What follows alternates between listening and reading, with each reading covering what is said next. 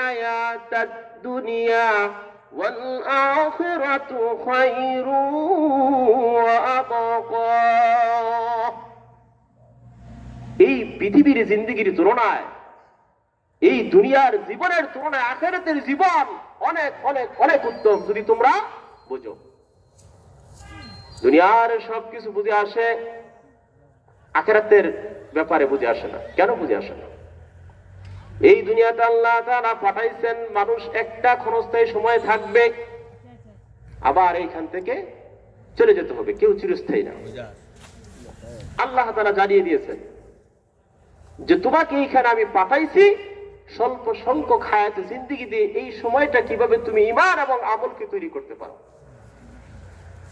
কাল কিয়ামতের দিন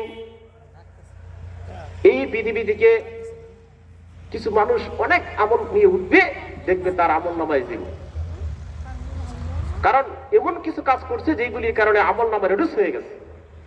আবার কিছু লোক অল্প সংখ্যক আমল নিয়ে উঠবে, দেখবে তার আমল নামায় অনেক আমল সে ভাবতেও পারবে না।